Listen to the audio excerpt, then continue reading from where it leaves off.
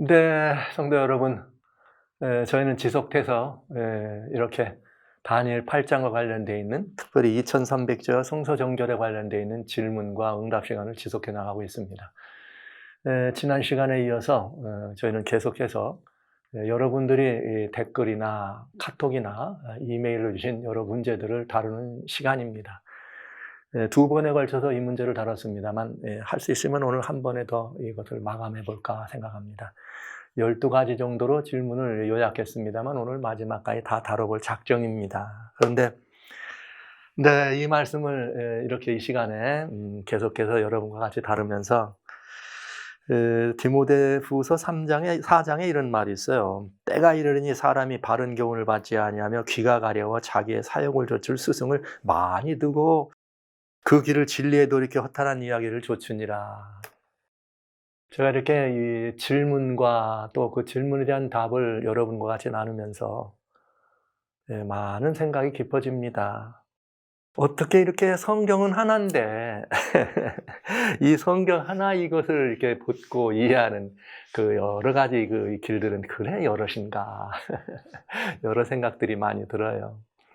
훌륭하신 신학자들, 훌륭하신 목사님들, 또 훌륭하신 여러 성경학자들이 다양한 성경에 대한 이론과 해석들을 많이 나눠서 오늘날 이렇게 여러 많은 교회들이 또 교파들이 교단들이 생겨나면서 스스로 우리가 옳다, 내가 옳다 이렇게 빠져 있는 교권의 현상, 교권주의의 그런 그 상황을 지금 보지 않습니까? 그렇게 보면서 많은 생각이 있습니다.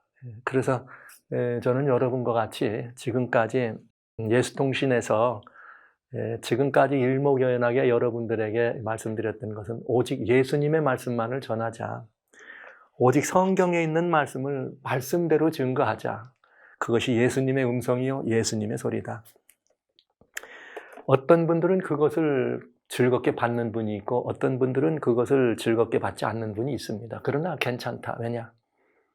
어떤 신학적 변론이나 목회자들의 어떤 그 목회적 그런 소양이나 성경학자들의 그런 그 성경적 소양에 따른 어떤 그 지론이 아니라 성경이 말하고 있는 것을 그대로 전파할 때 그것은 저는 없는 것입니다. 오직 말씀과 여러분들이 직접 대면하는 것입니다. 그러니까 그 말씀을 듣고 영접하시고 아는 것은 여러분의 몫이라는 것이죠. 저는 다만 성경이 이렇게 됐다는 사실을 일러드리는 여러분들의 몽학선생처럼 이렇게 일러드리는 그 일만 신실히 하면 된다. 이런 마음으로 여러분들 앞에 서 있는 것입니다. 그래서 다양한 질의를 여러분들이 보내오셨는데 이 질의에 대한 답을 드릴 때 제가 제 생각을 드린 것이 아니라 성경이 이렇게 돼 있다고 하는 말씀을 지금까지 드려가고 있습니다. 그러니까 어떤 분들은 같은 생각일 수 있고 다른 생각일 수 있고 또 다른 의견이 있을 수 있습니다. 괜찮습니다. 어떤 생각과 어떤 의견을 가지셨을지라도 그 생각이 성경과 맞으면 옳은 것입니다. 또 제가 여러분에게 드려지는 이 모든 말씀이 여러분들의 마음에 흡족지 않을 수 있습니다. 그러나 하나님의 말씀만을 제가 이렇게 여러분에게 공개해 드리기 때문에 성경의 말씀은 외면치 마시고 여러분이 들으셔서 잘 새기셔서 가지고 있는 내 생각과 다르걸랑 성경 말씀으로 내 생각을 바꾸시기 바랍니다. 그래서 내가 있던 자리에 성경이 들어가도록 하시면 이 모든 것은 온전해진다. 그러나 그렇게 못할 경우를 위해서 여기 성경은 이런 거예요. 때가 이를 때 귀가 가려와서 자기의 욕심을 따라서 이게 일만스승을 두고 좇는다. 그러니까 성경적 가르침을 따르면은 그런 모든 일에 벗어날 수 있습니다. 디모데 전서 6장에는 5절에 경건을 이계재료로 쓰는 사람이 많이 있다 그랬어요. 그래서 예수님이 이 땅에 계실 때는 성전에 가서 막 이 장사치들 소굴을 만들었다고 동전 바꾸는 이들 막 뒤집고 그랬잖아요. 성전 정결을 위해서. 하나님의 말씀이나 교회가 오늘날 사실을 말씀드리면 다양한 많은 이런 이익의 재료로 경건을 하나님께 속한 것을 세속적 유익과 이익을 그런 재료로 활용되고 사용되고 또 쓰려고 하는 시도가 많이 있다는 것을 부정할 수가 없네요. 거기에 이미 여러분 많이 노출되고 익숙해 있어서 성경 말씀이 여러분에게 증거될 때 내 마음을 닫고 내 생각은 이래라고 이렇게 하시는 것, 그런 생각들은 바로 그렇게 위험한 길에 우리가 설 수밖에 없다는 것을 좀 여러분 꼭 명심해 주셔서 진리의 말씀이 증거되면 지난 시간에 말씀드렸던 것처럼 베레아 사람처럼 말씀을 깊이 상고할 수 있는 열린 마음이 있게 되시기를 간절히 소원합니다. 근데 이제 저는 여러분들에게 이렇게 이 말씀을 드리면서 여러분들이 그 다양한 질문들을 보내오셨는데 이 질문들을 보내신 분들을 제가 참 감사하는 이유는 지난 시간에도 말씀드렸지만 굉장히 이렇게 성경을 깊이 이해하시고 연구하시고 살피기를 원하시는 분들인 것 같아요. 그래서 이 질문은 제가 자세히 이렇게 답을 드려서 시간은 좀 걸렸지만 오히려 그 답을 드리는 것이 여러분들에게 복음의 이치를 분명하게 설명드릴 수 있는 좋은 계기가 돼서 너무너무 감사하게 생각합니다. 정말 감사합니다, 여러분. 앞으로도 그런 질문들은 좀 이렇게 올려주시거나 보내주시면 또 이런 기회에 가끔 그 질의에 응답하는 시간도 좀 가지면 좋겠다 이런 생각을 하고요. 이제 이 질의응답을 여러분들에게 나눠드리면서 오늘은 7번부터 12번까지만 하면 다 될 줄 알았는데 제가 이렇게 이 10번을 여러분들에게 8-10번을 나눠드린 다음에 질문들을 너무 넘어가는 것보다는 마지막 12번을 하기 전에 좀 해드리는 거, 답변해드리는 게 좋겠다 해서 요걸 질문을 미리 다 모았어요. 그때 모아서 이게 12개였는데 11번이 이제 또 바로 또 준비된 대로 올라가고 보니까 아유, 얘 또 이렇게 궁금한 질문들이 더 많이 또 올라오시더라고요. 그래서 또 댓글이나 이렇게 이 카톡을 위해서 또 이렇게 여러분들이 많이 올려주셨어요. 질문의 내용을 나라와 계시록에 있는 나라와 제사장, 계시록의 10장 4절에 대한 것, 또 예수님과 아버지와의 관계, 또 성소에 관한 문제, 또 계명과 예수의 증거들, 교회가 어떤 교회가 예수의 증거를 가지고 있느냐, 이런 질문들도 보내오시고 그러셔서 제가 이것들 또 오늘 할 수 있으면 여러분과 같이 전부 다 시간을 다루되 먼저 했던 질문을 다루면서 그 질문과 반복되고 이렇게 되는 거는 중간에 삽입해서 여러분들에게 할 수 있으면 지금 이 시간부터 이 모든 질문에 대한 답들을 드리려고 합니다. 네, 지금까지 이 질문에 답을 드렸는데 꼭 한 가지 더 드릴 말씀이 있네요. 우리 성도님들은 저는 한국 사람이니까 우리들의 문화를 잘 알으니까 우리 문화만 견주어서 말씀드릴 수밖에 없네요. 우리들의 사고 속에는 이런 사고가 있어요. 특별히 교회도 마찬가지더라고. 누가 어떤 말을 하면 그 말이 옳으냐 그러냐는 메시지에 관심은 없고 그 사람에 대한 관심이 있어요. 그래서 그 사람과의 관계를 생각해서 내가 좋은 관계면 무조건 오라. 그래서 교회도 그런 일이 많죠. 분명히 틀렸는데도 내가 좋아하는 장로님, 내가 좋아하는 목사님, 내가 좋아하는 집사님 누가 얘기하면 무조건 찬성, 옳소 찬성. 그런데 그 메시지가 아무리 옳아도 내가 별로 관계가 없거나 나하고 직접적인 관계가 없거나 내가 좋아하는 사람이 아니면 무조건 싫어. 자, 이것이 우리들의 삶의 현장의 이야기고 정말 하나님 나라를 구성하고 있는 교회 현장에도 비일비재하더라. 아니라고 하시고 싶으시겠죠? 그러나 속으로는 사실이야. 지금 그러고 계시죠? 왜냐하면 사실이니까. 저는 오늘 여러분들에게 저 한 인간은 여러분의 선호에 따라서 저가 어떤 사람이냐, 누구냐, 어떤 교회 목사냐 이런 것 때문에 싫어하거나 영접지 않으셔도 좋습니다. 그러나 성경 말씀은 여러분들이 옳고 그른 것을 구분하는 시금석이기 때문에 여러분이 꼭 성경 말씀을 들어주시면 좋겠습니다. 종교개혁자 마르틴 루터는 그렇게 말했습니다. 오직 성경만이 교리의 시금석이다. 오직 성경만이 우리 품성의 표준이다. 여러분의 이 말씀을 드리면서 성도님들이 질문해온 7번째 질문. 성도님이 오늘 바로 돌아가시면 우리는 바로 천국에 올라갔다, 소천했다 이렇게 말합니다. 그게 어떻게 영원불멸과 관계 있느냐. 그래서 제가 영원불멸이라는 말씀을 하셔서 그건 영원불멸이 아니라 영혼이 불멸하다 이런 말씀으로 제가 이게 질문을 바꿨습니다. 그래서 이건 무슨 말이냐면 성도가 죽으면 바로 하늘로 천국으로 올라가는 하는 이런 문제입니다. 그래서 이 문제는 사실은 이성적 문제보다는 감성적 신앙의 문제라는 것을 먼저 말씀드리면서 요 문제에 대한 답은 제 얘기를 빼겠습니다. 그냥 성경에 관련된 우리 종교 개혁자들이나 믿음의 선조들이 보았던 것들이 어떻게 지금 우리에게 유통되고 있는지만 말씀을 드릴까 합니다. 영혼이 죽으면 바로 천국에 간다, 낙원에 간다고 하는 일은 처음부터 있던 얘기는 아닙니다. 그런데 이렇게 이 성경 시대가 성경 이전 시대라도 이렇게 성경적인 이 관련이 있는 이런 이스라엘이 아니라 애굽에서부터 그런 일이 있었습니다만은 특별히 그런 철학들을 가져왔던 소크라테스가 죽기 전에 철학자의 영혼은 죽음에서 죽음이라는 게 뭐냐? 죽음으로 말미암아 옥에서 자기가 육신이라는 감옥에서 벗어나서 낙원에 이른다. 이렇게 말하고 사약 먹고 죽었어요.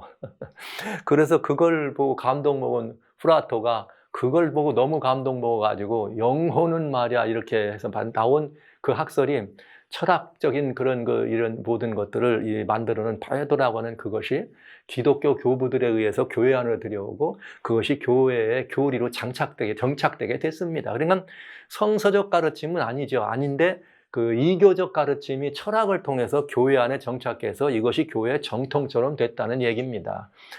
그래서 중세교회에서는 그걸 받아들여서 특별히 면죄부를 팔아야 되는데 살아있는 사람에게만 파는 게 아니라 부모들, 조상들에서도 파는 거죠. 뭐라고 하면 너 지옥에 가 있어, 너희 아버지. 그런데 너 그렇게 놀 거야? 그러면 또 돈 내고 아버지의 면죄부를 내가 사드려. 그러면 지옥에서 연옥으로 가고 또 어디 연옥에서도 그래 낙원은 아니지 않니? 그러면 어떻게 또 사면 낙원에 가고 이렇게 되는 것들이 면죄부 얘기예요. 그러다 보니까 뭐 죽은 자를 위해서 기도하는 이런 그러다 보니까 결국은 뭐가 됐느냐? 아들만 하나 잘 놔두면 돼. 딸만 하나 이쁜 딸 놔둬서 부잣집 시집 가면 돼. 왜? 나는 안 믿어도 어떻게 구원에 들어가는 이게 되잖아요. 결국 그거의 그 함정은 뭐냐? 예수님이 없어도 구원에 이르게 된다는 함정입니다. 누가 가져온 걸까요? 그러면 결국은 여러분이 답을 내리시면 돼요. 엄청난 이렇게 이 함정이 신자들에게 되는데 성경을 읽다 보면 그게 아니라는 걸 알 수 있어요. 그런데도 이성적으로는 알 수 있지만 마음으로는 어머니 아버지가 돌아가셨는데 천국에 갔습니다면 좋잖아요. 그러니까 내 마음이 끌리는 대로 따라가니까 그거는 이성적으로는 옳지 않아도 감성적으로는 환영한다. 이제 이렇게 제가 말씀을 드리고 종교개혁자, 특별히 순교자 틴데일은 죽어서 바로 천국에 간다면 부활이 필요 없다 이거예요.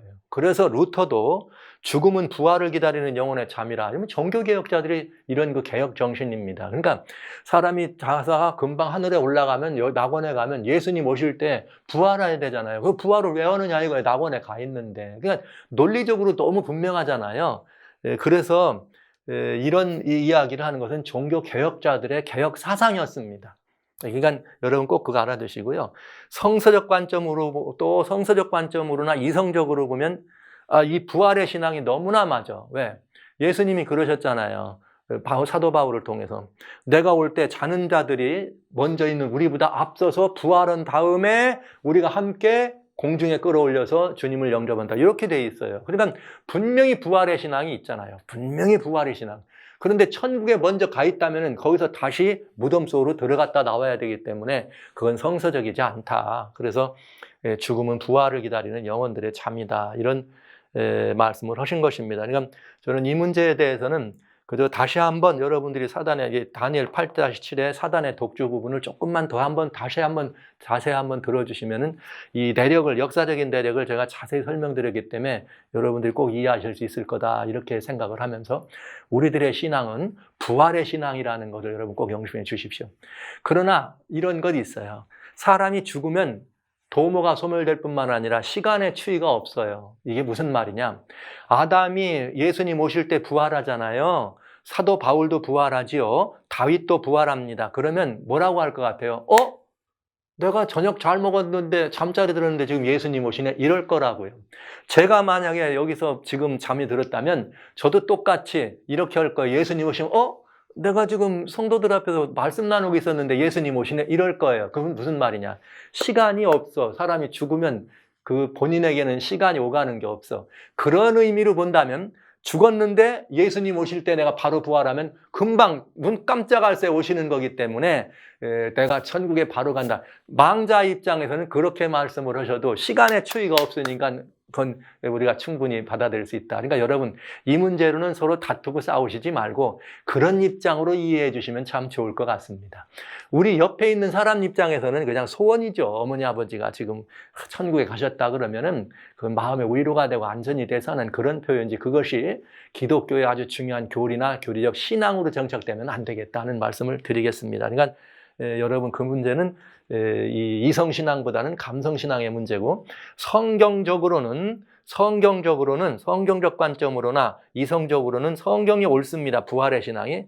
그러나 감성적으로는 마음에 안 들더라도 여러분, 그런 부분은 그렇게 이해해 주시면 참 좋겠다, 이런 생각이 하게 됩니다.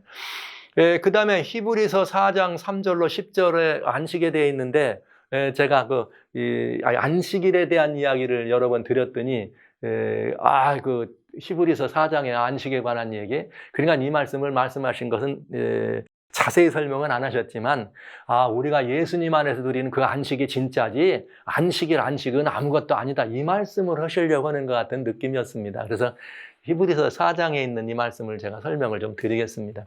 히브리서 4장은 무슨 말씀이 들어있는가 하면, 여러분 아시는 것처럼 진짜 중요한 건 1절로 2절이 중요해요. 그건 유대 백성들이죠. 유대 백성들이 뭘 했느냐, 저희가 2절에는 복음은 받았는데 믿음을 화합치 않으므로 주님의 안식에 못 들어갔다, 이 말이에요. 그러니까 영원한 안식은 예수 그리스도께로 오시는 영생 안식을 말하는 거죠. 그러니까 우리도 그렇게 하지 말고 복음을 들으면 믿음을 화합하라, 그래서 그 영원한 안식에 들어가라, 이렇게 설명한 겁니다. 그런데 그 다음에 이어지는 4장 3절로 10절 속에는 이 영생 안식, 영원한 예수님을 안에 얻는 안식과 제7일 안식일 두 가지의 관계를 설명해 주고 있습니다. 제가 그냥 다 읽지 않고 설명만 간단하게 드릴 거예요. 보시면 어떻게 됐느냐 하면은 이 4장 3절에 우리 믿는 우리들은 저 안식에 들어간다, 이렇게 되어 있습니다. 그 저 안식이란 그리스도이신 예수께서 우리한테 주시는 영원한 안식이요, 영생 안식이에요. 모든 수고와 짐을 내린 안식입니다. 그런데 이 안식을 뭐하고 주님은 연결했느냐? 창조 때부터 이루었다, 얘기한 거예요. 그러면서 주님이 제7일에 관하여는 이렇게 말씀해서, 제7일에 관하여는 하나님이 어떻게 하셨다? 천지를 창조하실 때부터 어떻게 했다? 제7일에는 쉬셨다, 이렇게 말씀을 하셨어요. 그러면서 다시 또 말씀하시기를, 여기 먼저 복음을 영접하고 믿음으로 이렇게 영원한 안식을 얻을 수 있는데, 이스라엘 백성들은 율법적 그 날은 알았지만은 뭔 몰랐다? 예수님을 믿는 그 안식은 몰랐다. 그래서 이 사도 바울은 이 복음을 들으면 그 영원한 안식에 들어가는 영생 안식에 들어가기를 힘쓰라, 이렇게 말한 것입니다. 그러면서 여기 이제 중요한 말을 해요. 9절에 그런즉 안식할 때가 하나님 백성에게 남아있도다, 이 말은 이스라엘 사람들은 못 얻었어, 믿질 않았기 때문에. 그러니까 이 안식은 언제 있는 거예요? 예수님이 오셔서 우리로 하여금 모든 죄값을 갚아버리시면, 지난 시간에 많이 강조했는데, 죄값을 갚아버리면 죄짐을 지고 해방되려고 했었던 우리들은 거기에서 해방된다, 그날이 남아있다, 이런 말이 들어있는 거고요. 10절에 뭐라고 되어 있느냐, 중요한 말씀이에요. 10절에 이렇게 되어 있어요.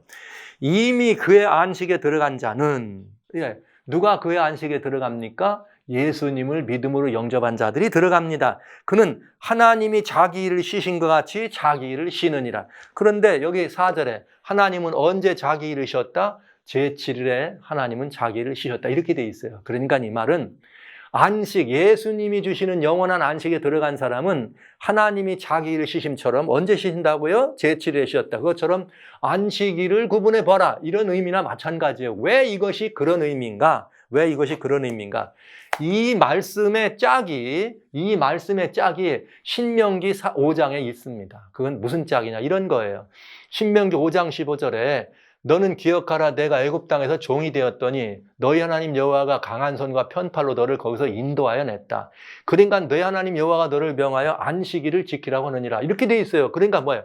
내가 너를 구원했다. 구원했으니까 너 내 구원 얻어낸 거 너 알겠어? 내 이 구원한 거 너 정말 인정할 거야? 그러면 그 표로 제7일을 쉬어봐라. 이렇게 얘기한 거예요. 안식일을 지키라. 그러니까 창조사역의 안식일, 창조의 기념일이었던 제7일 안식일에다가 주님은 뭘 더하셨느냐? 구속의 기념일을 더하셨다 이 말이에요. 애굽에서 이렇게 한 것을 기념해서 이스라엘 백성들에겐, 그럼 신약인 우리들에게는 이스라엘 백성이 애굽에서 나온 것처럼 우리는 예수님의 십자가의 보혈의 공로를 의지함으로 말미암아 죄악 도성 아구상에서 나와서 구원의 사람이 됩니다. 그러면 우리는 영생 안식을 얻은 것입니다. 그러면 영생 안식을 얻었걸랑 하나님이 자기 일을 쉬심처럼 너희도 어떻게 봐라? 제7일을 어떻게 봐라? 쉬어봐라. 이런 뜻이 사바티스모스라고 이렇게 돼 있는 것입니다. 그러니까 히브리서 4장은 영생 안식, 예수님을 통해 얻는 안식과 이 안식일은 무슨 뜻이냐?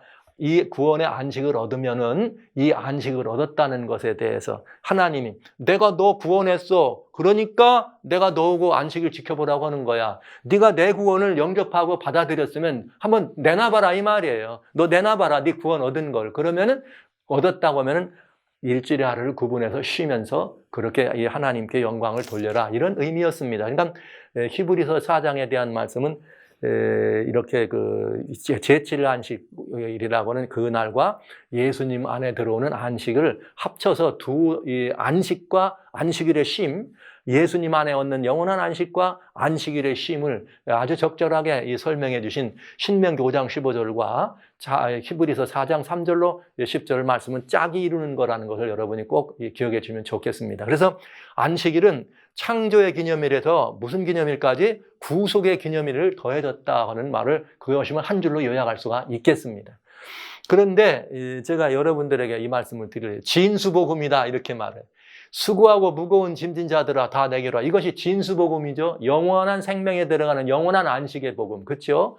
자, 그런데 들어오면 뭘 하겠느냐면 내가 너를 쉬게 할 거야. 쉼을 줄 거야. 안식을 줄 거야. 그런데 나는 마음이 온유 겸손하니까 내 멍에를 메라. 그리고 내게 배우라. 여러분, 멍에는 뭐예요? 짐이에요? 아니에요? 아무리 가벼울지라도 짐은 짐입니다. 그러니까 주님의 이 쉼에 들어왔으면 주님이 우리들에게 허락하시는 게 있어요. 주님 말씀을 어떻게 해야 돼? 순종하는. 그게 하나님의 멍에예요. 그것은 쉽다. 왜? 주님 안에서 얻은 영생 언식을 우리가 얻게 되면 그 다음에 주님의 뜻에 순종하는 건 어렵지 않겠죠. 그래서 이렇게 내 멍에는 쉽고 내 짐은 가벼움이라 이렇게 말씀하신 거예요. 그래서 예수님께 나오면 영원한 안식 쉼을 얻습니다. 그러나 멍에를 매야 합니다. 그 멍에가 뭐냐 이거예요. 그 멍에가 바로 주님께서 우리들에게 주시는 복된 하나님의 말씀이죠. 그 말씀에 순종하는데 말씀을 요약하면 그것이 하나님의 계명이 되겠습니다. 그런데 제가 참 이상한 걸 하나 여러분에게 말씀드리려고 그래요. 아주 정말 중요한 말씀 드립니다. 이 안식과 안식일에 대해서 나왔기 때문에 질문을 참 잘해 주신 것 같아요. 그래서 이 말씀을 드리고 또 이따가 잠깐 언급되겠습니다마는 왜 예수님께 영광을 돌리느냐, 하나님 아버지께 돌려야 되는데 이렇게 말씀을 또 질문을 하신 분이 있더라고요. 그런 부분에 대한 답변이 될 수가 있겠습니다. 제가 그리스도인들의 가장 이상한 반칙이 있다고 말씀드려요. 제가 반칙이라는 말을 썼습니다. 왜 그런가? 여러분, 예수님을 믿는 이유가 뭡니까? 구원받으려고, 영생 얻으려고. 예수님을 믿는 이유가 뭐예요? 죄사함 받으려고. 구원은 왜 필요해요? 영생은 왜 필요해요? 죄는 왜 사함 받아야 돼요? 너무나 쉬운 원리인데. 우리가 아주 굉장히 쉬운 거를 잊고 있어 예수님을 믿는다면 그 이유는 하나님이 계시기 때문이에요. 하나님이 계시지 않는다면 우리는 예수님을 믿을 필요가 없습니다. 왜? 하나님과 아무런 관계가 없다면 무엇 때문에 예수님을 믿어요?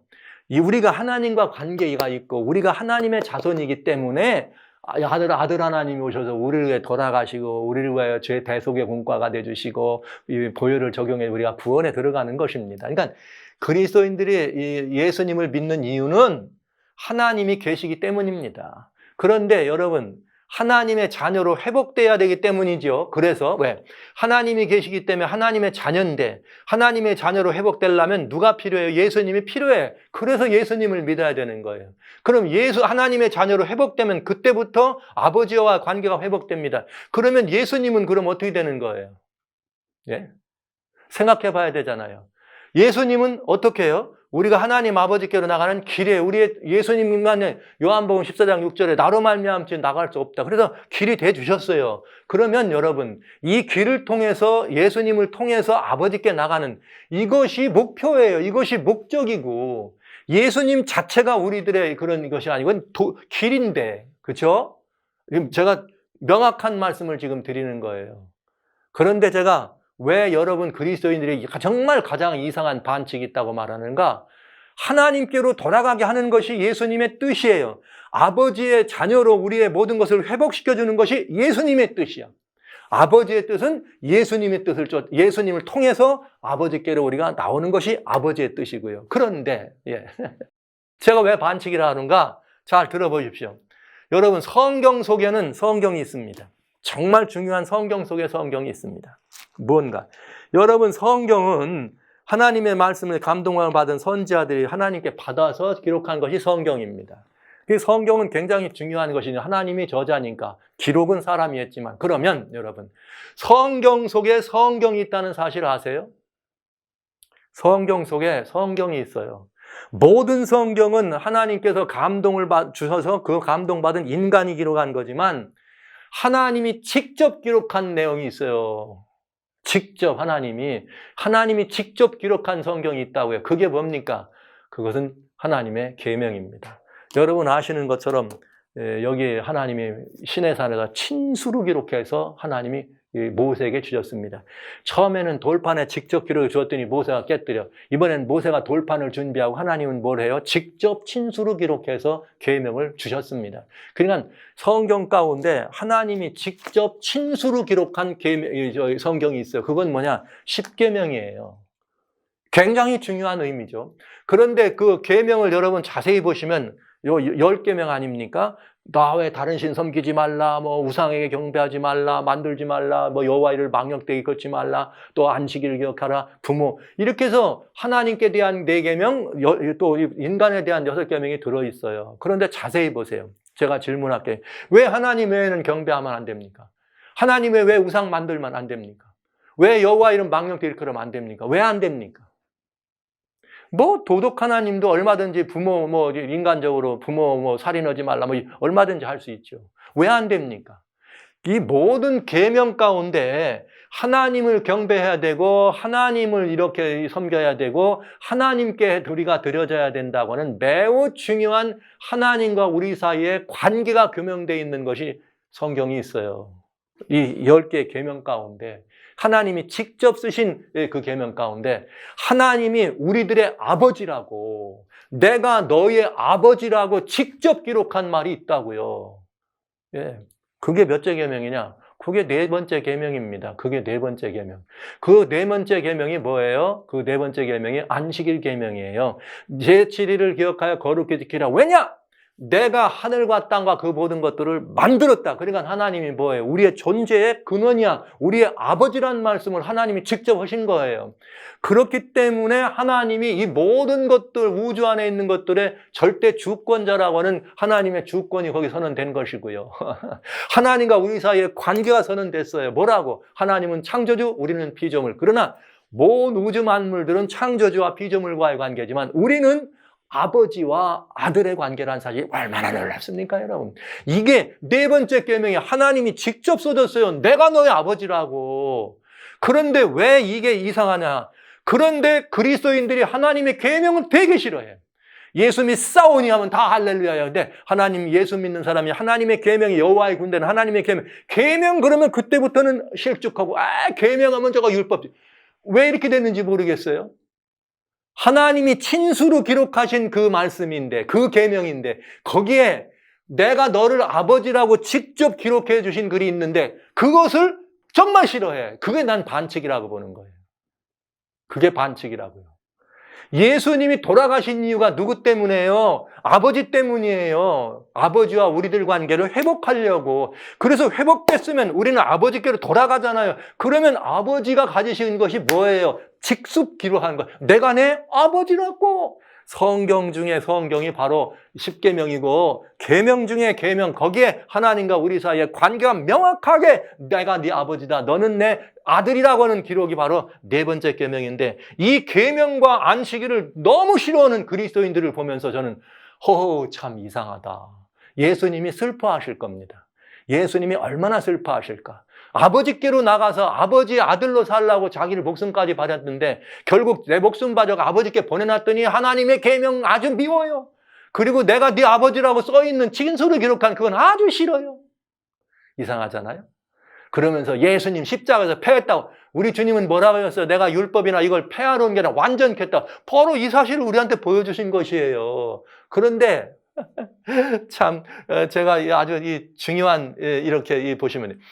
그리스도인들이 이상한 반칙, 성경 속의 성경 가장 그럼 중요한 계명, 제가 말씀드렸죠. 하나님이 우리 아버지라고 직접 쓰신 계명이 있다고. 가장 이상한 반칙은 안식일을 싫어한다고. 그러면 누가 가장 좋아할까요? 누가 좋아해 이거? 하나님 아버지가 해놓은 그걸 싫어하면 누가 좋아해요? 당연히 사단이 좋아하겠죠. 또 이번에 두 번째 성경 속에 성경이 있어요. 하나님이 성경을 몇 번 기록하셨는가? 돌판에 2번 기록하세요. 모세에게 준 돌판에. 그런데 세 번째 하나님이 또 한 번 기록하십니다. 그것은 바로 놀라지 마십시오. 십자가가 모든 것을 패했다고요? 예. 십자가가 모든 것을 패고 율법의 완전한 요구를 이루신 다음에 우리가 하나님의 자손으로 우리가 회복될 때 하나님이 히브리서 8장 10절에 뭐라고 말씀하셨느냐? 그날 이후에, 히브리서 8장 10절에 그날 이후에 이스라엘 집으로 세울 언약이 이것인데 내가 내 법을 너희 생각에 두고 너희 마음에 이것을 기록하리라. 그리고 너는 내 백성이다. 나는 내 아버지다. 예. 그러니까 세 번째 하나님이 친수로 이번에는 돌에 한 게 아니라 여러분 우리의 마음, 우리의 육의 신비에 기록했습니다. 그러면 이 계명은 옛날 돌비에 기록한 계명하고 다를까요? 한 하나님이. 그래서 하나님의 성전의 계시록 11장 19절에 언약궤가 보인 거예요. 그러나 왜 십계명은 안 보였나? 계명이라는 건 하나님이 원래부터 직접 기록해 주신 거예요. 우리의 심령 속에. 어디에 계명이 있어요? 우리 마음 속에 있는데. 속일 수도 없는 거죠. 그러니까 성경 속에 성경이 뭐냐? 자녀들의 마음에 직접 써주신 성경이 있다고요. 직접 써주신 성경에 내가 네 아버지라고 그렇게 쓰셨다고요. 성도들의 마음 가운데. 그런데 그 성도들의 가장 큰 반칙이 뭐예요? 그렇게 썼는데 그 계명을 뭐라 그래요? 싫어해. 왜? 부활의 종교라. 예수 부활할 때 다 패했고 이제는 일요일이 중요하지, 주일이 중요하지, 안식일을 패했다고 안식일을 미워해? 주님이 기뻐하실까요? 이거 굉장한 이야기예요, 여러분. 굉장한 이야기. 그냥 저는 이거로만 여러분들에게 말씀드리면서 안식일에 관한 이야기. 여러분, 주일 부활을 기념하는 거 괜찮요. 좋은 일이죠. 부활 기념하는 게 왜 나쁜 일입니까? 그러나 안식일은 하나님이 여러분의 마음 가운데 친수로 기록하셨어요. 친수로.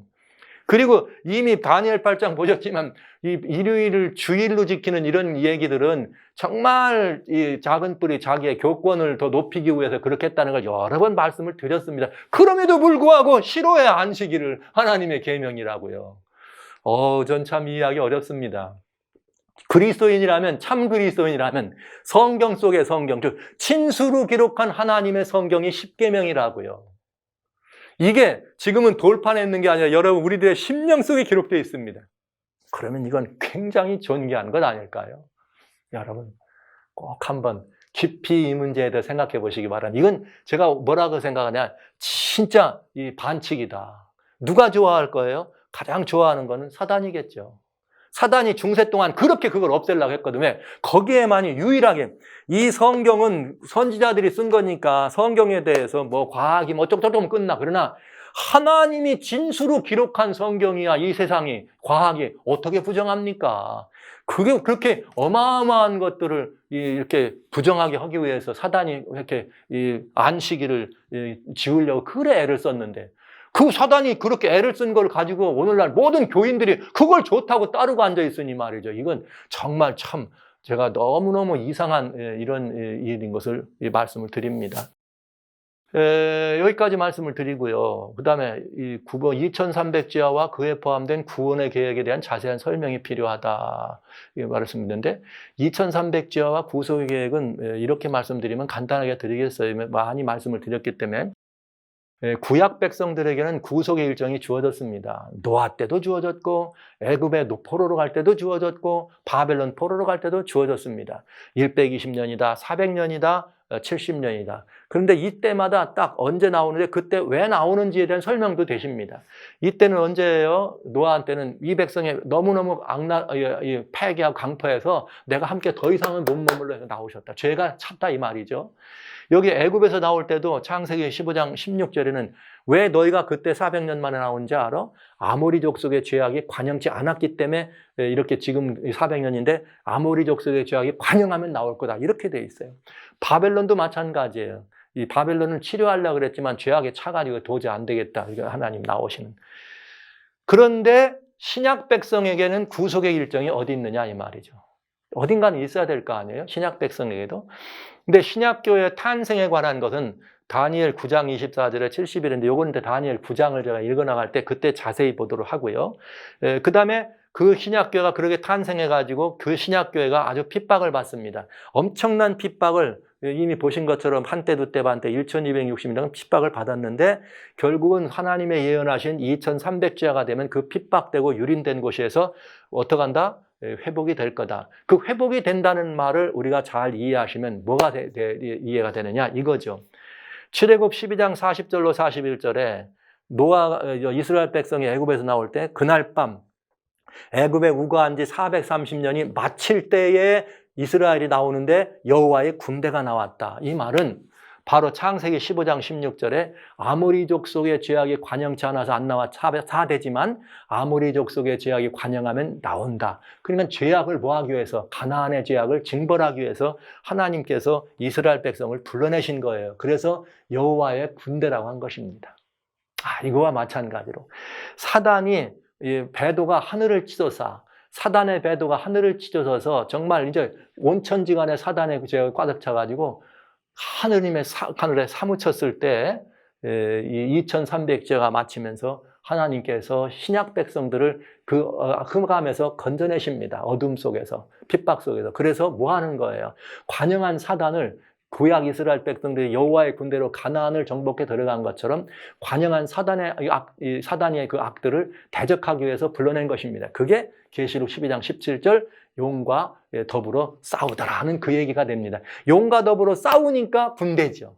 그래서 여기에 이 2300지하는 신약 교회가 온전히 하나님의 계명과 예수의 증거를 가진 이 진리의 사람으로 태어나서 여호와의 이 군대로 태어나서 사단을 대적하는 하나님 백성이다. 그래서 그 이야기가 바로 2300지하와 관련된 이야기입니다. 그러니까 2300지하가 맞춰진 이후에는 하나님의 백성은 도망가지 않아요. 성경대로예요. 도망가지 않고 사단의 세력과 맞서는 것을 알 수가 있습니다.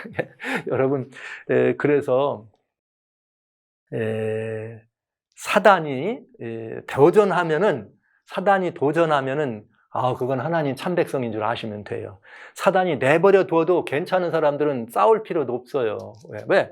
그냥 놔도 죽는데 뭐하러 사단이 덤비겠어요. 그러니까 가장 사단이 많이 모여드는 곳은 진리의 말씀을 연구하고 진리대로 살려고는 하나님 백성들을 어떻게 하려고 어떻게든 유린하려고 하는 것이 사단의 계획인 걸 알 수가 있습니다. 하나 더 보셔야 돼요. 그건 뭐냐면 이스라엘이 출애굽을 한 목표는 광야에 머물거나 단순히 가나안에 있는 원수를 없애는 게 아니고 가나안 땅에 들어가는 게 그 목표잖아요. 가나안을 뭐로 만드는 게 하나님 나라의 이런 그 도성으로 만드는 게 목표잖아요. 그것처럼 교회 회복의 목표, 2300주야라고 하는 교회가 다시 회복되는 그 목표는 이제 다시 오시는 예수님의 재림을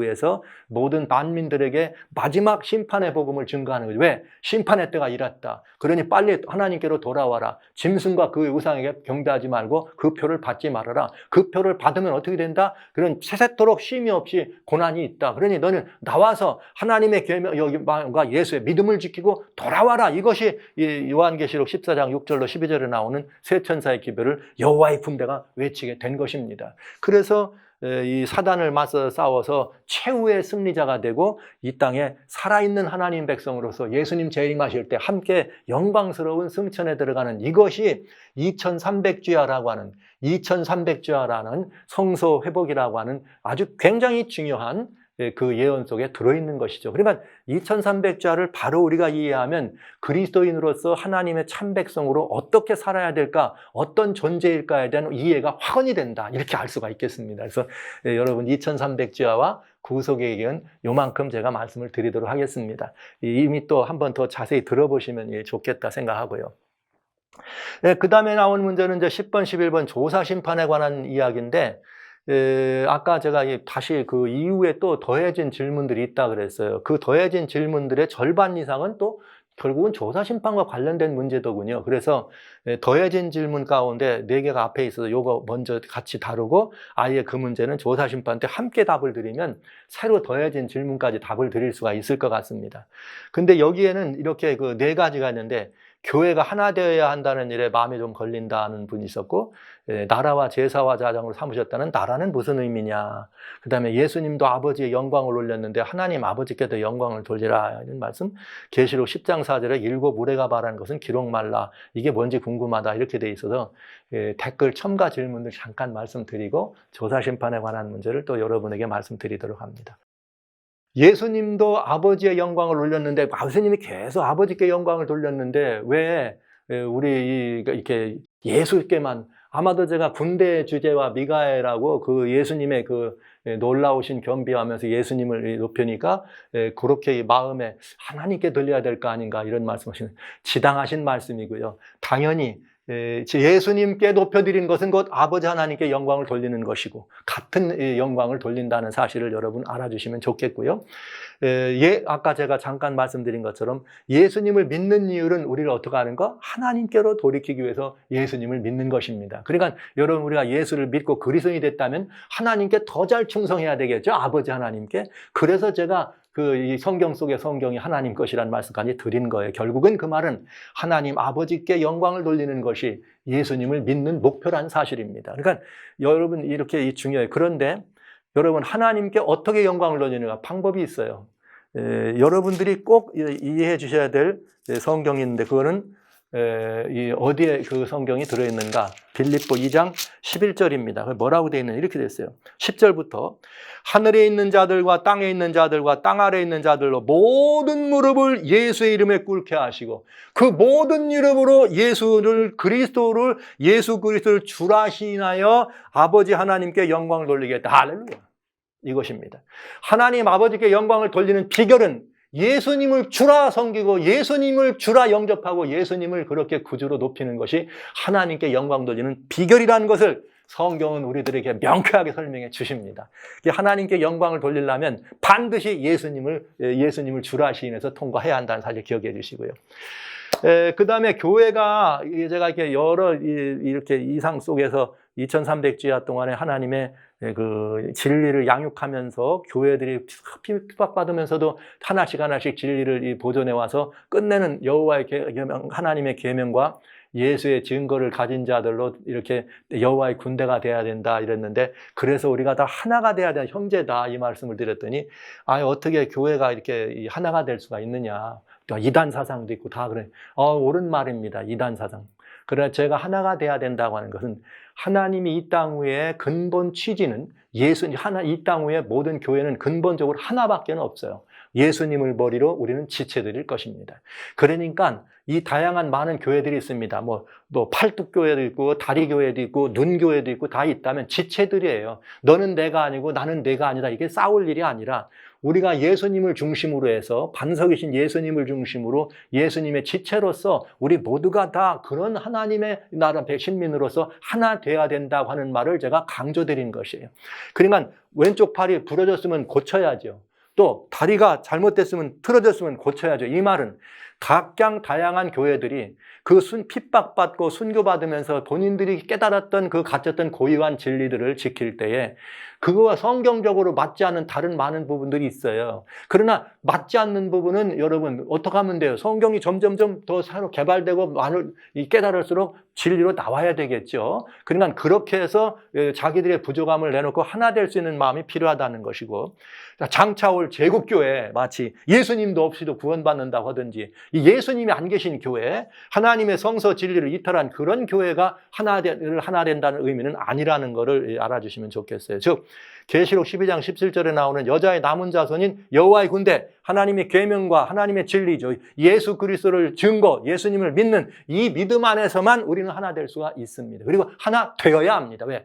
교회는 하나밖에 없습니다. 말씀을 드리겠고요. 계시록 1장 6절에 나라와 제사장으로 삼으셨다 했는데 1장 6절만 있는 게 아니라 5장 6절에도 이렇게 나라와 제사장으로 삼으셨다 이랬어요. 이 나라가 도대체 뭘까? 이 나라는 이렇게 우리가 이렇게 이 나라라고 하는 말이 그냥 보통 때 사용되는 것보다 약간은 게 주여 나라의 임하옵시고 이런 표현하죠. 기도할 때. 그다음에 우리가 뭐 이렇게 택하신 족속이요 이렇게 무슨 뭐 거룩한 나라다 이럴 때 의미에 쓰는 나라는 주님이 구별한 백성이란 그런 뜻의 나라고, 여기에 나라는 특별히 바실레이아라고 하는 의미로 되어 있는데요. 요 번역을 나라라고는 사실 했지만 나라는 왕국이라는 의미거든요. 왕국이라는 하나님의 나라 왕국인데, 사실 이 바실레이아라고 하는 원래로 써 있는데 거기에서 파송된 이야기인데 왕국만 있는 것이 아니라 왕권이다 이렇게 돼 있어요. 왕권. 그러니까 여기 왕권이니까 그러면 왕국이 아니라 왕권으로 본다면 이건 이렇게도 볼 수 있겠다. 왜냐? 하나님이 우리를 왕 같은 제사장으로 세웠어요. 그러니까 여기 왕 같은 제사장일 때는 뭐가 되는 거예요? 여기에 왕권으로 쓴 거예요. 똑같은 말이에요. 왕 같은 제사장. 근데 이렇게 해서 이거는 나라와 제사장을 삼으셨다는 말은 왕 같은 제사장으로 삼으셨다. 이렇게 이해하시면 훨씬 이해가 편하실 거예요. 그런데 왜 그것이 성서적으로 그렇게 이해할 수 있는가만 제가 말씀을 드릴게요. 예수님이 이렇게 원래 히브리서 5장에 보면은 제사장입니다. 즉 이건 무슨 말이냐? 하나님과 우리 사이는 예수님의 이 중보 직분은 우리가 태어나기 전부터 있었어요. 왜? 영원하신 분이에요. 그건 중보자로서. 그걸 보고 멜기세덱의 반차다 이렇게 말해. 그 예수님이 우리의 단순한 중보자가 됐을 때는 히브리서 5장에는 이렇게 뭐라고 되어 있는가 하면 예수님이 유대 족속이 아니었다. 그리고 제사장 족속은 레위 족속이잖아요. 그러나 그 예수님이 제사장이 됐다. 그거는 뭐냐? 육신적으로는 레위 기파가 아니지만 그는 멜기세덱의 반차를 쫓은 제사장이었다. 이렇게 돼 있는 것입니다. 그거는 멜기세덱의 반차란 말은 영원한 때 전부터 시작됐단 말이에요. 하나님의 아들. 그런데 여러분 아시는 것처럼 멜기세덱은 누구예요? 살렘 왕이고 이 땅에 있을 때는 또 살렘 왕, 의의 왕, 평강의 왕 그러면서 대제사장이었습니다. 그러니까 예수님이 그랬는데 예수님이 히브리서 5장 9절로 10절에는 이제 우리를 위하여 십자가에 달려 돌아가시고 우리를 중보를 하시고 십자가에 달려 돌아가시고 우리를 위해서 구원의 근원이 되십니다. 그런 다음에는 9절로 10절에 예수님은 멜기세덱의 반차를 쫓은 대제사장이 되십니다. 그러면 예수님이 멜기세덱의 반차를 따른 대제사장으로 승천하시면 우리는 누구예요? 우리가 예수님을 영접했으니까 우리는 예수님 안에서 예수님께 부속됐죠. 그러니까 우리는 예수님의 부속된 멜기세덱의 반차를 따라서 누가 되는 거예요? 제사장이 되는 거예요. 우리들이. 그러니까 오늘날 베드로가 우리들로 하여금 왕 같은 제사장이라고 하는 것은 우리는 멜기세덱의 반차를 따른 제사장인 것입니다. 근데 멜기세덱은 여러분 아시는 것처럼 살렘 왕이면서 또 뭐예요? 대제사장입니다. 그래서 히브리서 7장 1절로 3절에 잘 나와 있어요. 그러니까 여러분 우리는 왕이면서 제사장이었던 멜기세덱의 반차를 따른 제사장이기 때문에 왕 같은 제사장이 되는 거예요. 네. 그래서 여기에 나라와 제사장으로 삼으셨다고 할 때 나라는 사실은 왕국이라는 의미보다는 왕권, 즉 왕 같은 왕으로서의 이런 모든 것들을 왕권을 가진 그런 제사장으로 쓰신 멜기세덱의 반차라는 말씀하고 이해하시면 이해가 훨씬 더 수월하고 빠르리라 이렇게 생각을 하게 됩니다. 그 다음에 요한계시록 10장 4절에 7 의뢰가 말하는 것을 기록하지 말라 이렇게 했는데 거기 힘센 천사가 와가지고 이 인봉된 책에 인을 다 뗀 다음에 이걸 천사한테 주고 요한한테 갖다 먹어라 이렇게 하는 사건이 나와요. 그때 7 우레가 그냥 막 하늘에서 이렇게 울립니다. 여러분 성경에 우레소리가 나오는 거는 예를 들면은 야훼 하나님과 관련된, 물론 시편 29편에는 여호와의 소리가 물 위에 있으며 이게 그런 이 말씀 많이 나오잖아요. 근데 우리는 요한복음 12장에 보면 누구냐면 하나님께서 이렇게 이 아들 하나님과 아버지 하나님과 얘기할 때 그냥 사람들이 놀랬죠. 와, 우레 소리가 들리는 것밖에. 그래서 요한은 그걸 알았어요. 우레 소리가 하나님의 음성이라는 것. 근데 그때 여기에 계시록 10장에는 무슨 말이 나오는가 하면 요한이 그 말하는 소리를 적으려고 했더니 적지 말라 이렇게 한 거예요. 그러니까 아마 이분의 질문은 뭐냐면 그 적지 말라고 한 내용이 뭐겠느냐 이거를 지금 궁금하신 거예요. 어떤 사람들은 이렇게 생각해요. 아마 거기 적지 말라고 한 거는 예수님이 재림하는 날짜였을지도 모른다. 그런데 그건 원래 알려지면 안 되는 거니까 적지 말라고 한 것일 거다. 이렇게 추측합니다. 그러나 제가 드릴 말씀은 넘어가지 마세요. 담 넘어가지 마세요. 그냥 주님이 기록하지 말라고 하셨을 때는 틀림없이 연유가 있습니다. 그건 뭐냐? 우리에게 유익되지 않든지, 유익되지 않든지, 아니면 그것은 전달돼서는 안 될 필요가 없는 것인지 둘 중에 하나야.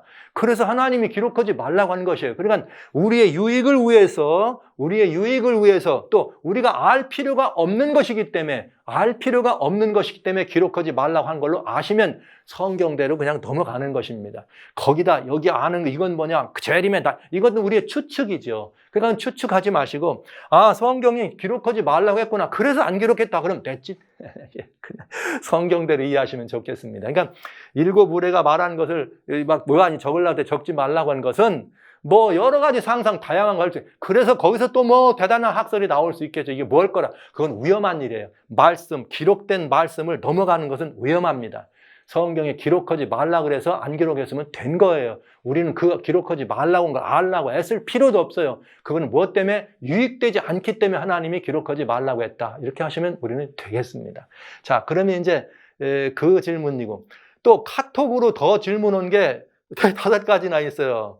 뭐 단체 1장의 조사심판은 뭐 8장의 성소정결과 같은 것인데 성소정결은 그 조사심판이 아니냐. 이미 성소정결 여러 번 말씀드렸으니까 답은 된 것 같고요. 다니엘 7장의 심판은 조사심판 아니라는 것도 여러분 다니엘 7장에서 이미 말씀을 드렸습니다. 뭐 이따 좀 한번 보시도록 하죠. 그 다음에 2300제와 관련 또 병행이라면서 이거 성소정결 이건 다 조사심판과 관련된 것인데 하나님의 계명과 예수의 증거를 가진 교회가 어느 교회라고 생각하느냐. 왜 11번에 제가 나왔더니 바로 그 질문을 올리셨더라고요. 그러면서 안식일 교회는 알렌 화이트가 그의 저서를 예수의 증거라고 한다. 이에 대한 목사님의 생각은 뭐냐. 아마 저 재림성교회 성도님이 질문하신 것 같습니다. 자, 이것들은 그냥 단팔장과 조사심판에 대해서 말씀드릴 수 있는 내용들로 알고 가능하면 여기에 요약해서 답을 드리겠습니다. 사실은 이 조사심판 문제는 제7일 안식일 예수 재림교회가 가지고 있는 독특한 가르침입니다. 이것이 성경과 맞느냐 안 맞는가와는 별도로 한 교회가 가지고 있는 가르침이기 때문에 저희가 그것을 뭐 디테일하게 여기서 뭐라고 이렇게 말할 마음은 없습니다. 그러나 그것이 대본에서 다니엘 8장과 관련돼서 다니엘 8장의 2300지하와 성소 정결과 관련돼서 말한 부분인 제가 여기서 말씀드릴 수가 있겠네요. 그러니까 더 자세한 이야기는 여기서 제가 드리는 것은 아닌 것 같고요. 그래서 이렇게 말씀드립니다. 2300지하의 해석과 조사심판이라는 말은 2300지하를 해석하는데 단팔일사의 2300지하는 1844년에 끝났다. 근데 그때 성소가 정결하게 된다더라. 그때 그것은 예수님의 재림이다 해서 1844년 10월 22일로 예수님이 오신다 이렇게 해놓고 한 운동이 재림 운동입니다. 그러면 그 재림의 운동은 어떻게 생각하세요? 날짜를 정해서 그 1844년 10월 22일 날 예수님이 재림하신다라고 정했습니다. 그렇다면 그거 운동은 말할 필요가 없습니다. 왜? 성경의 마태복음 24장 36절에 뭐라고 되어 있어요? 그냥 한마디로 성경에 뭐라고 되어 있죠? 그날과 그날은 아무도 모른다. 그러니까 그 날과 그 시를 알고 기록하고 적었다는 건 틀림없이 미혹입니다. 이 성소를 해석했다고 하는 것은 굉장히 중요한 의미가 있지만 그 정교를 예수의 재림으로 이렇게 적용해서 날짜까지 정했다는 것은 그건 미혹일 수밖에 없죠. 그러니까 그것은 운명의 운동이니 이런 말을 쓸 수가 있으면 안 된다. 왜 그런가? 여러분 생각해 보세요. 1992년 10월 28일 날 대한민국에 다미 선교회는 이장림 목사가 온다 그랬습니다. 그러면 이장림 목사가 온다고 할 때 이장림 목사가 예수 재림이 아니라 휴거한다 그랬습니다. 날짜를 정했죠.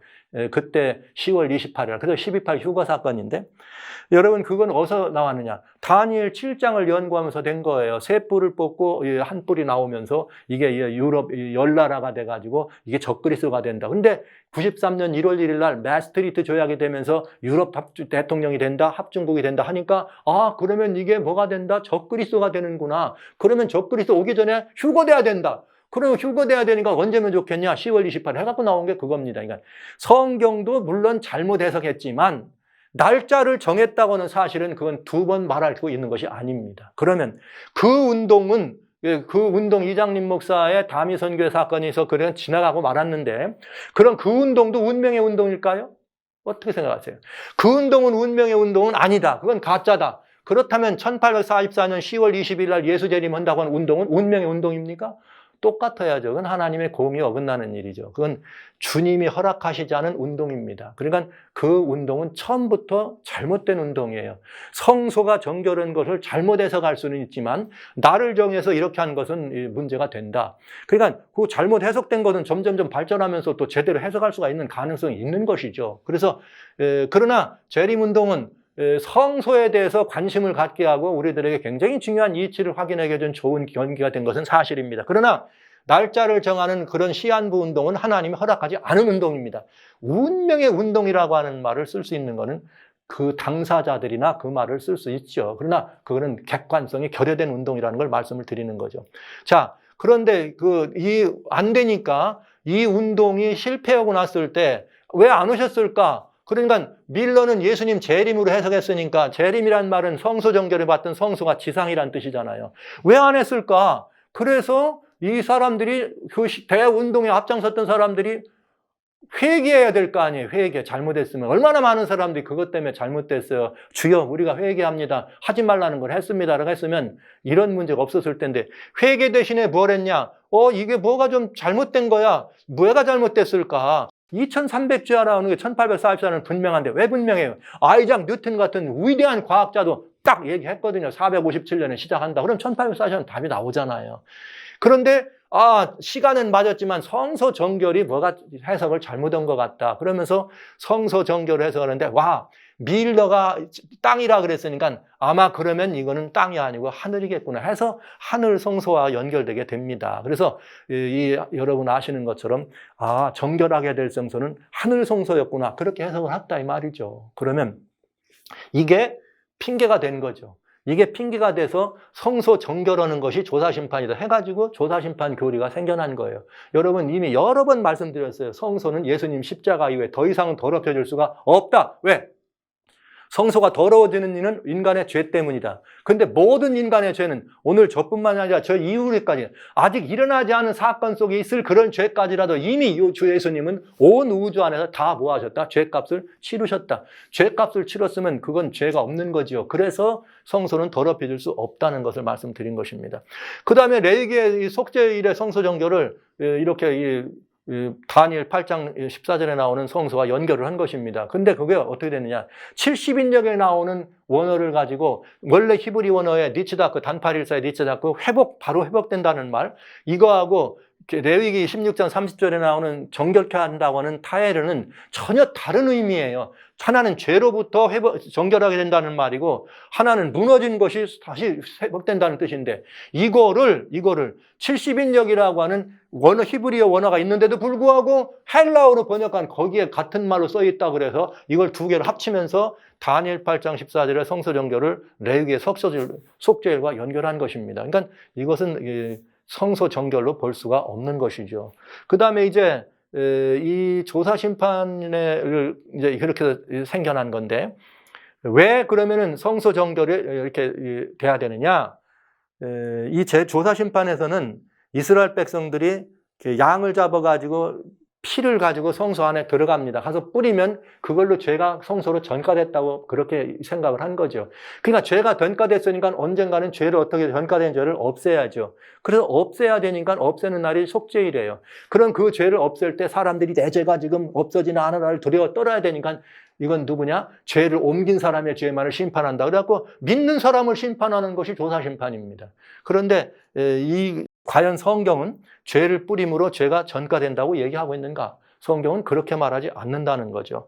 오히려 피를 뿌려서 죄가 옮겨지는 것이 아니라 뭐든지 율법을 쫓아 모든 것들이 피로서 정결하게 된다. 그래서 이렇게 이 성소에 있는 여러 가지 것들도 피를 뿌려서 정결하겠다. 다 정결하겠다 그러는 거예요. 왜냐? 예수님은 언약의 피이기 때문에. 그래서 피를 뿌림으로 오히려 정결하게 됐지 피를 뿌려서 죄가 전가된다는 기록은 없다 이거죠. 그러니까 이미 우리는 본 것처럼 주님의 보혈로 오늘날로 가져와도 우주 안의 죄 있는 모든 과거와 현재와 미래의 모든 죄값을 주님이 다 갚았어요. 아직 짓지 않은 죄도 다 갚아줬어요. 그러니까 죄를 다 갚아서 속죄로 다 했는데 무엇 때문에 또 이 남은 또 속죄 기간이 필요합니까? 속죄 기간이 필요하다는 게 조사심판이거든요. 그러니까 더 이상 속죄가 필요한 것이 아니다. 이 성경하고는 맞지 않는다는 거죠. 그래서 누구든지 주님의 속죄가 필요한 것이 아니에요. 주님의 뭐가 필요해? 중보만 필요해. 이런 거죠. 제가 어느 날 잘못하면 주님, 아유, 제가 또 이미 다 주님은 용서하셨지만, 아유, 제가 또 잘못했으면 예수님 뭐라고 그래? 그거 내가 죄값 갚았어. 이미 갚은 거야.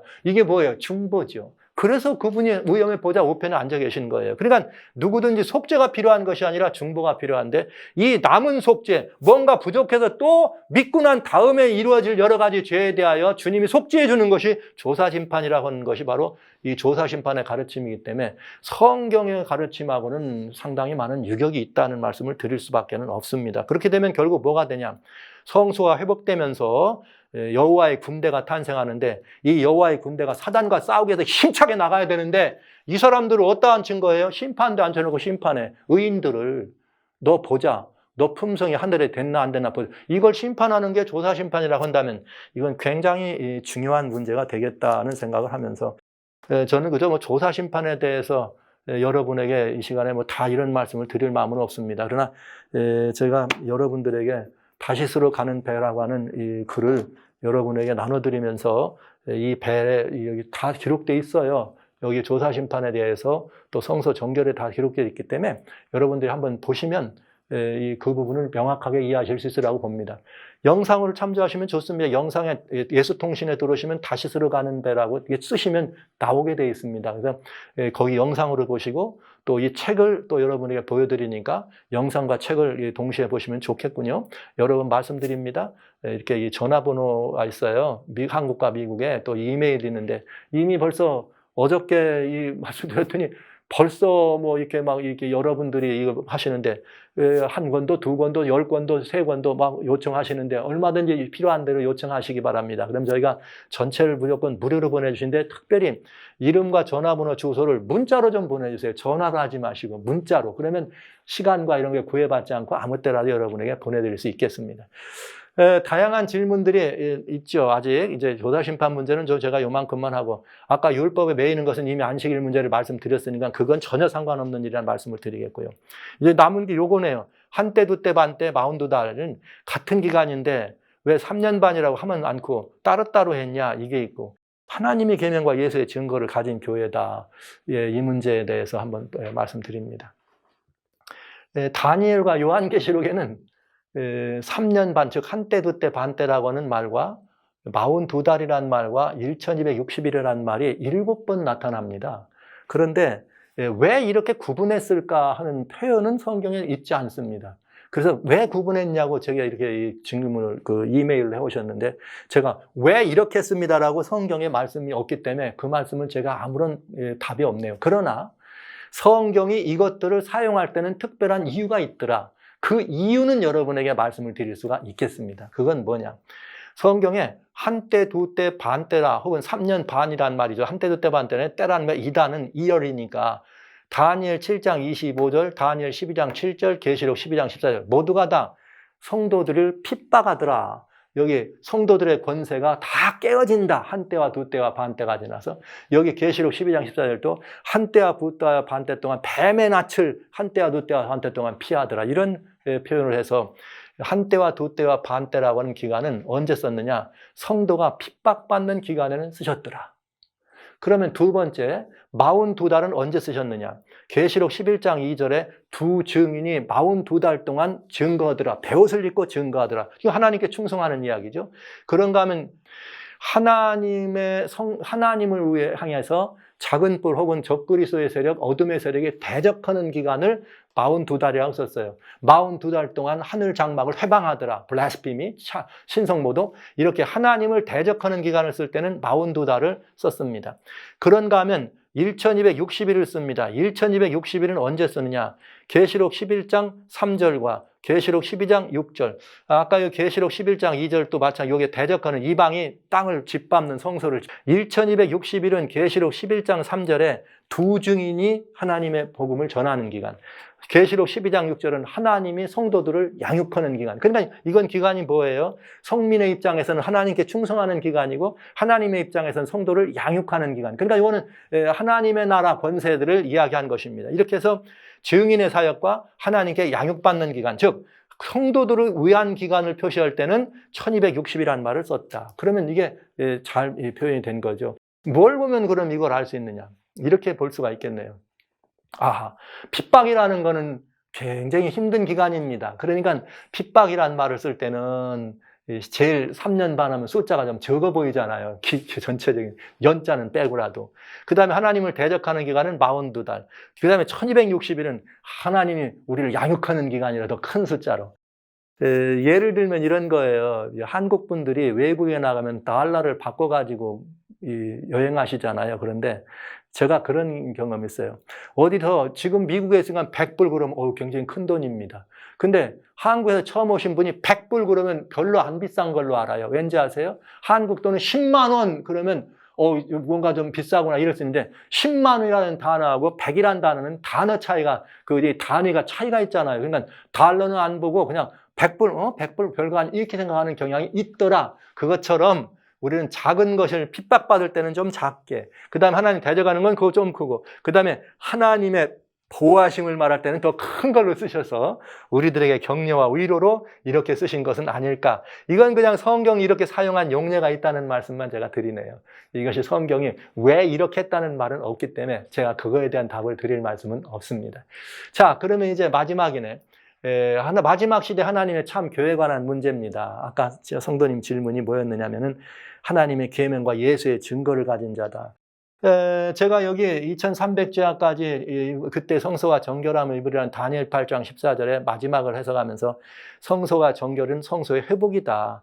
근데 이 성소의 회복이 이루어지는데 성소의 회복이란 하나님의 이 성소에 관련되어 있는 하나님의 이 모든 계명이 회복되는 것이요, 예수님의 증거가 회복되는 것이요, 또 그러니까 성소 진리죠 뿐만 아니라 제사장권, 제사장의 모든 것이 회복되는 성소와 관련된 모든 것들이 회복되는 것이다, 이런 말씀을 드렸습니다. 그 기간 동안 하나님은 우리를 양육했고, 양육하시는 동안 하나님의 이 백성들을 통해서 이렇게 이 성소의 진리들을 양육해서 끝내 하나님의 보좌까지 우리가 나가서 하나님을 대변해 만날 수 있는 모든 것들을 주님이 열어놓으셨다. 그것이 2300주야의 핵심이었다. 그 기간 동안 하나님이 결국은 이렇게 해서 하나님께 나가는 길, 즉 창조주 하나님을 경배하는데 예수님을 믿고 십자가의 증거가 회복되고 부활의 증거가 회복되고 중보의 증거가 회복되고 하나님의 보좌, 사랑과 인자와 진실이 앞서 행하는 하나님의 보좌의 그분이 하나님의 계명이었다. 그래서 이 모든 것들 위에서 우리는 하나님을, 참 하나님을 경배하도록 하는 하나님께 나가는 길이 회복됐다는 것을 성소를 통해서 여러분에게 말씀을 드렸습니다. 그래서 이 일에는 뭐가 필요하냐? 성도들의 인내가 필요하지요. 이 과정이 얼마나 긴 인내가 필요했어요. 시간도 있네, 고통도 있네.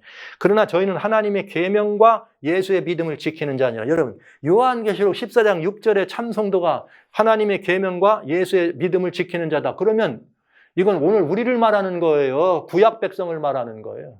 여러분 아까 말씀드렸죠. 제가 그리스도인들이 참 반칙을 한다고. 왜 이렇게 하나님 계명을 싫어하는지 몰라. 성경이 이렇게 명백하게 하나님의 계명을 가지고 예수의 증거, 예수 믿음 가진 자가 사단과 싸우는 하나님의 군대라고 그렇게 돼 있는데도 하나님의 계명 소리만 나오면 막 이렇게 왜 그렇게 싫어하는지 모르겠어요. 이제는 우리의 신비에다가 하나님이 진수로 기록했다는데도 싫어해. 왠지 모르겠어요. 그래서 성경은 뭐라고까지 해요? 그렇게 하는 것은 인내가 필요한데 계명과 예수의 믿음을 지키는 자가 하나님의 참 백성이다. 그래서 이 과정을 거쳐오는데 예수님 십자가 이후로 카톨릭이라는 것을 통해서 삼위일체가 드러났고 종교개혁을 통해서 성경과 오직 믿음이 또 종교개혁의 캘빈을 통해 하나님의 절대 주권적 은혜가 드러나고 침례교회를 통해서 중생의 표가 들어가고 제7일 침례교회를 통해서 안식일이 들어오고 제세례파를 통해서 이 부활의 공과가 확실하게 더 우리들에게 전달되고 감리교도들의 경건한 신앙이죠.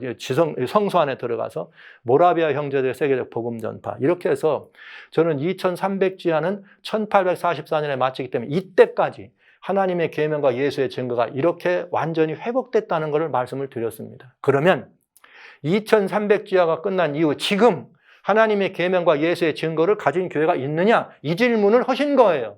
그래서 그 질문은 참 시기적절한 질문이셨다 이렇게 말씀드리면서 저는 이 모든 것들을 바라보면서 자, 제가 이 하나님의 계명과 예수의 증거로 인해서 우리 모두가 하나가 돼야 된다. 그러려면 천주교회는 루터교회 보고 이단이라고 하고 루터교회는 천주교회 보고 믿음 예수 없다고 이단이라고 그러고 서로 이단이라 한다 이 말이에요. 그러면 왜 그런가? 그 이단이라고 얘기하면 서로를 싸울 것이 아니라 천주교회는 예수님을 더 영접하고 받아들여야 되고 또 이렇게 가면서 점점 하나씩 이렇게 더 이렇게 성서 진리가 드러났으니까 이 모든 교회들은 자라나야 돼. 앞으로 자라나야 돼. 점점 자라나서 이 모든 교회들이 다 뭘 가지고 하나님의 안식일까지 나왔으니까 여기 감리교 외환이슬레가 하나님의 계명을 존귀 여기고 제7일 침례교에서 안식일을 회복했으니까 이제 이 안식일까지 모두가 다 하나님의 계명과 예수의 증거를 가진 교회들로 거듭나야 된다 이 말이에요.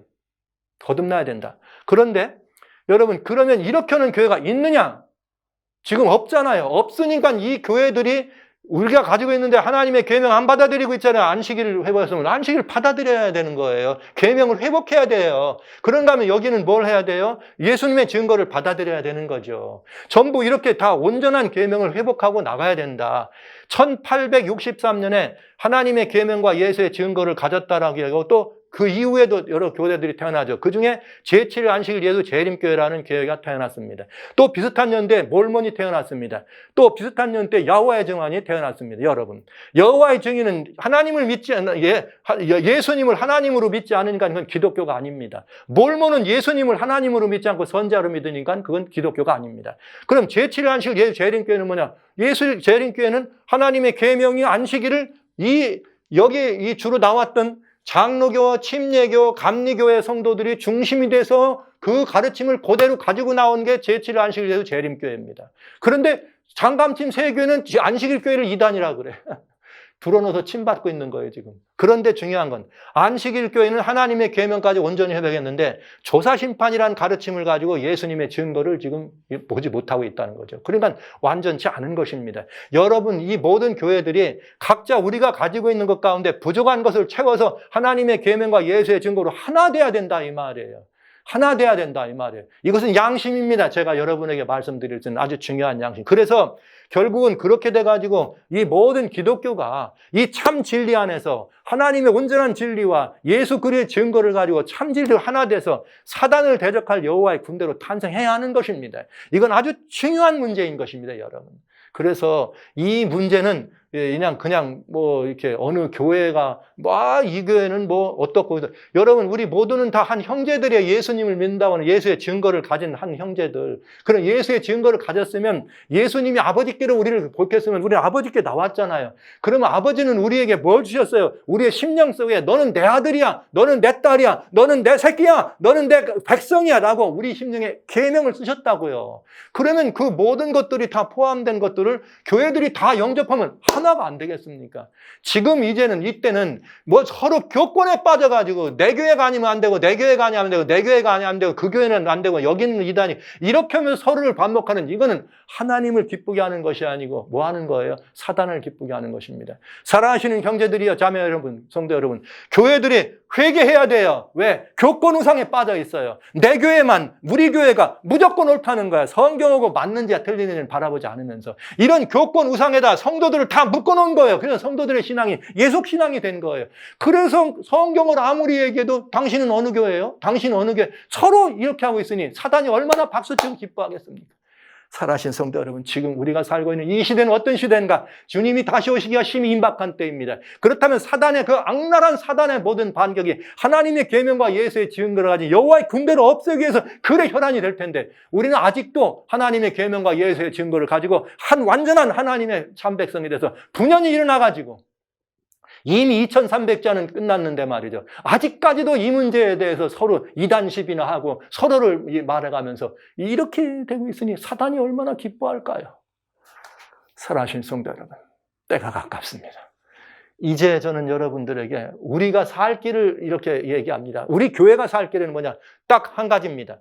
교회가 교권 우상을 회개해야 합니다. 교권 구원, 교권 중심주의 사상을 회개해야 합니다. 모든 교회가 회개해야 합니다. 천주교회든 심리교회든 장로교회든 루터교회든 안식일교회든 순복음교회든 감리교회든 교권 구원을 회개해야 합니다. 우리 교회가 다 옳아.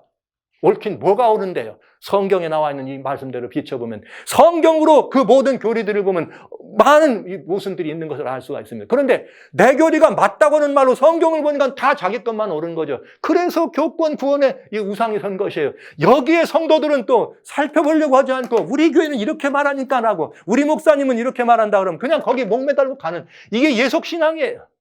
성도 여러분, 회개해야 합니다. 교회는 회개해야 합니다. 사랑하시는 성도 여러분, 회개해야 합니다. 회개밖에는 살 길이 없습니다. 주님 오시기 전에 놀라운 성령으로 우리가 한 충만해서 성령의 하나 되게 하심을 힘써 지킬 때 성령이 하나 돼서 폭발하는 에너지를 가지고 사단의 권세를 까헤치면서 그러나 뭐가 그래 걱정됩니까? 여러분, 이 인류가 말이에요. 음모론이 뭐 인류의 말을 맞추는데 그게 왜 두렵습니까, 여러분? 하나님의 계명과 예수의 증거는 여호와의 군대를 해서 사단을 맞설 수 있는 강한 군대가 돼야 합니다. 이제는 모든 교회들이 자신의 것을 내려놓고 하나님 것으로 돌아와야 합니다. 하나님 것으로 돌아와야 합니다. 살아계신 성도 여러분, 우리 회개하십시다. 우리 회개하고 하나님께로 돌아가십시다. 모두가 다 저와 함께 이 진리를 회복하는 이 운동에 함께 참여하셔서 이제는 그만 내 교회, 네 교회, 교권, 교파, 교리 어디에 교회 무슨 교단 제발 이런 예속신앙 벗어나서 우리 사랑하시는 우리 성도님들, 존경하는 목사님들, 신학자 여러분, 우리 경건을 이익의 자료로 써서는 안 되겠습니다. 하나님의 나라를 선포하고 이 진리로 하나님 나라를 견고케 하고 든든케 하는 그 일에 우리의 목숨을 내어놓을 만큼 진실된 마음으로 경건을 이익의 자료로 쓰지 아니하고 솔직하고 양심적인 마음으로 성경으로 돌아가면 오늘 우리는 하나님의 계명과 예수의 증거를 회복한 사람으로 설 수 있지 않겠습니까? 저는 오늘 살아계신 성도 여러분과 우리 형제자매 여러분에게 다니엘 8장 이제 하나 남았네요. 마지막 여러분에게 말씀드리길 원하면서 진리의 영에 감동된 하나님의 백성으로 모두가 다 거듭 태어나시기를 간절히 소원하면서 우리 모두 이 일에 함께 참여해 주시기를 진심으로 호소합니다. 감사합니다.